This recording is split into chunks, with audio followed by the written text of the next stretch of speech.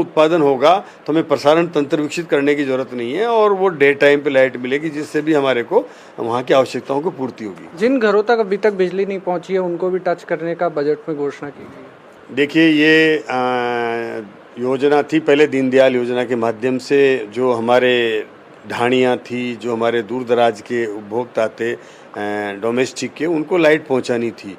फिर उनको पहुंचाने में समय पर नहीं पहुंचा पाने की वजह से फिर अभी जो वर्तमान सरकार ने पिछले इनके कार्यकाल में केंद्र को, जब उन्होंने ये इनसे उस योजना के माध्यम से इनसे पूछा गया कि कितने कनेक्शन बाकी हैं, तो इन्होंने 0 कनेक्शन करके यहाँ से भेज दिया, जिससे लगभग हमने आने के बाद सर्वे किया और तहकीकात करी तो 2,08,000 उपभोक्ताओं को भी कनेक्शन देना बाकी है।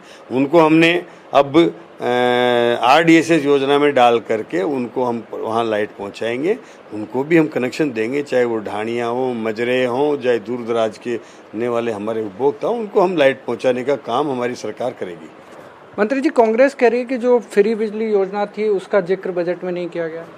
फ्री बिजली चालू है अभी, जब उसको दे ही रहे हैं हम तो जिक्र करने की आवश्यकता नहीं है ना, उसको हम चालू रख रहे हैं ना, उसको बंद तो करी नहीं है, तो फिर चालू उसको जिक्र करने की आवश्यकता क्या है? हमें उनका बखान थोड़ी करना है, हमें तो हमारी योजनाएं लानी है और उनको इम्प्लीमेंट करना है, इसलिए हम उसको योजना को चला रहे हैं। हमें कोई ज़रूरत नहीं है कहने की भाई उनकी योजना थी, फिर भी हम उसको चालू रख रहे हैं। मंत्री जी, बजट में 2031 का रोड मैप रखा गया है बिजली को लेकर, लेकिन कांग्रेस ये आरोप लगा रही है कि आज क्या हालात हैं लाइट को लेकर, अभी गर्मियों में प्रदेश भर में लाइट को लेकर समस्या होगी। देखिए, ये लाइट का आपको ये समझना होगा और कि ये किसी भी तरह का अगर विद्युत तंत्र को हमें मजबूत करना है, विकसित करना है, तो उत्पादन के संयंत्र अगर हमें लगाने हैं तो कोई भी थर्मल पावर प्लांट 4 से 5 साल के बिना नहीं लगता है। कोई भी प्रसारण तंत्र को हमें अगर स्टेबलेबल करना है, उसका सुदृढ़ीकरण करना है, तो वो 3 साल के बिना संभव नहीं है कि हम उसमें उसकी क्षमता बढ़ा लें। वितरण तंत्र को भी हमें मजबूत करना है तो कम से कम 1.5 साल और 18 महीने के ऑर्डर इन्होंने दे रखे हैं, जो कभी अभी भी उन पे काम नहीं चल रहा है, पूरे नहीं हुए, इस तरह के ऑर्डर दिए। हम उनको दोबारा पुनः बढ़ाएंगे। हमने जो ज़्यादा हमारी मॉनिटरिंग से अच्छा काम कर सकते थे, इन्होंने नहीं किया। कोयला नहीं मंगाने की वजह से इनका कुप्रबंधन था। इनकी सरकार छत्तीसगढ़ में थी, राजस्थान में थी, लेकिन ये कोयले की माइंस को चालू नहीं करवा पाए। हमने हमारी सरकार आने के बाद, छत्तीसगढ़ में हमारी सरकार बनी, हमने तुरंत वहाँ से हमारी कोल माइंस को चालू करवाया, जिससे आज हमें पर्याप्त मात्रा में कोल मिल रहा है और हमने 15 से 20% उत्पादन बढ़ाया है थर्मल प्लांटों का हमारी सरकार बनने के बाद में।